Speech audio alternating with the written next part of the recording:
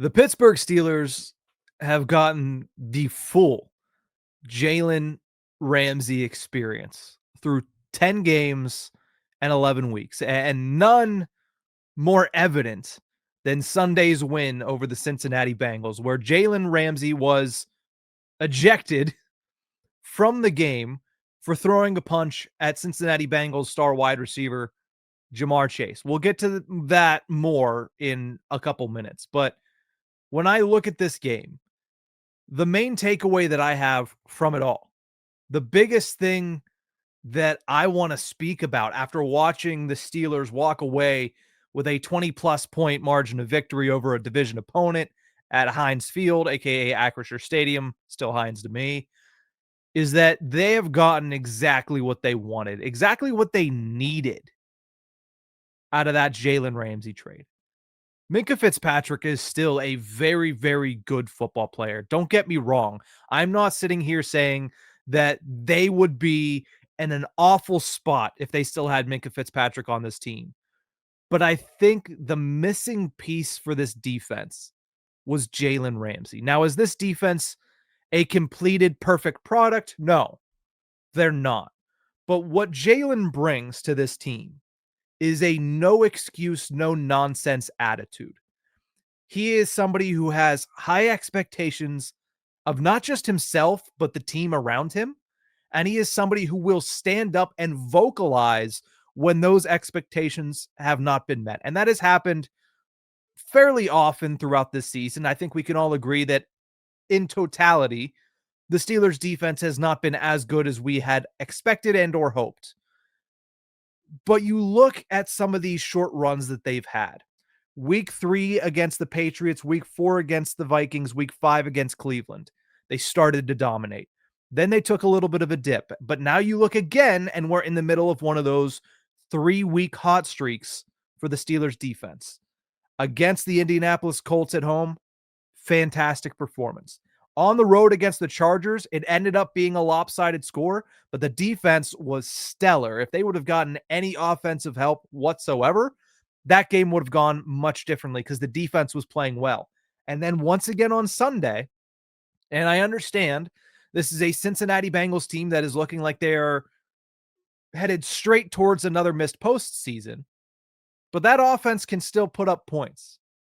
And yet they're held to 12 points against the Pittsburgh Steelers in a third consecutive positive performance. Let's frame it that way. Let's not get too far down the road of positivity here, but a third straight positive performance from the Steelers defense. Jalen Ramsey himself has made big plays, but what I think is the biggest thing that he brings is consistent physicality, no matter what position he's playing. If he's outside corner, if he's slot corner, or if he is from the safety position like he's been for the last couple of weeks, that consistent physicality, that consistent ability to drag your teammates into the fight is what the Steelers need.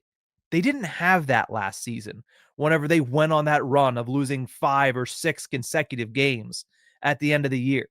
That was a defense that, while still very talented, at times looked like they were feeling sorry for themselves, that they just had no idea what they were going to do next, that, man, they have to figure it out. We can't be this bad. Instead of just sitting there saying, we aren't this bad. Let's go. And that's what Jalen Ramsey has brought to the Steelers.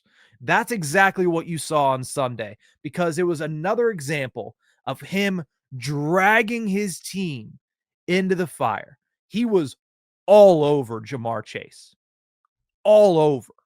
And eventually, it led to him getting ejected. Now, would I like him to not get ejected? Of course. I'd prefer him to stay on the football field because, as far as talent is concerned, the Steelers don't have somebody as talented as Jalen Ramsey at the safety position. Not with Deshaun Elliott out, and still not with Kyle Duggar, despite the fact of him playing very good since coming to the Steelers. But at the same time, when you get spit on by another grown adult, I'm not sure I would react cordially either. So I can't blame the guy, especially considering it should have been a 1-for-1. Now, maybe the referees didn't see the spit, but now there is video of it. I've seen it multiple times in multiple different places. Jamar Chase can say as much as he wants that I didn't spit on him, but we all saw it. There's video evidence. You spit on the man. This after already getting into a pushing match, a shoving match on the play before. But here's the thing. While I don't want while I don't want Jalen Ramsey to be ejected for trying to pull his team into the fire, that's part of it that you need to have. You can't have Jalen Ramsey at his best without having that part of him be present. He needs to toe the line better. He needs to make sure he stays in the game. He needs to make sure that he's not costing his team 15 yards on a crucial third down. But man, if those are the things that he can just keep out of his game, he's so effective. So effective. Jamar Chase on Sunday, in the midst of all of this extracurricular, had 3 receptions for 30 yards.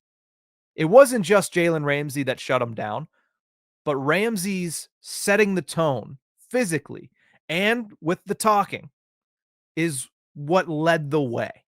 You have to give a shout out and credit to James Pierre and Brandin Echols, because those two also stepped up in a big way in this game. They had massive games in coverage, playing very well, and they combined for the strip and score that kind of put this one on ice. So you have to give credit to those guys. But they're all following the lead of the star on the back end, and that's Jalen Ramsey. The last time they took on Jamar Chase, he carved him up. 16 receptions, 161 yards. Jalen Ramsey stood up and said, "This is not happening today. We are going to beat him, whether it's straight up, probably not, or whether it's by getting in his head and just beating him down, down in and down out." That's the way that the Steelers chose to do it. That's the way that the Steelers are going to have to do it. And that's the exact thing that they were able to get done on Sunday afternoon. I love Jalen Ramsey. I love the trade.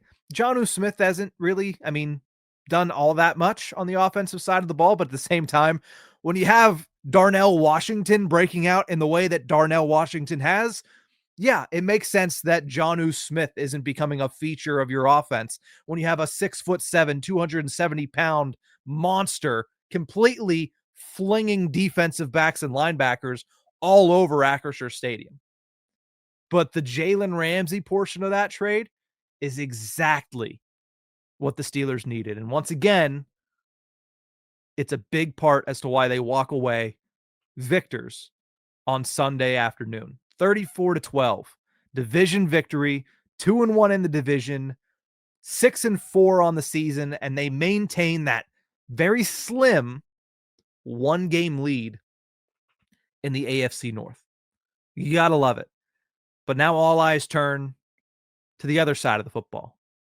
All eyes turn to Aaron Rodgers and his wrist injury. We'll have a little bit about that later in the week on this channel. Thank you guys so much for tuning into this one. We'll keep our eyes on Aaron Rodgers. We'll keep our eyes on if there's any more fallout from the Jalen Ramsey, Jamar Chase saga. I'm sure there will be. I'm sure there's going to be plenty of discourse about this throughout the week. But at the end of the day, the Steelers walk away with the win, and that's what matters most. But that's going to do it for this one. Remember to like, share, and subscribe to this channel if you enjoy this content. Thank you guys so much for tuning in. We'll see you guys next time.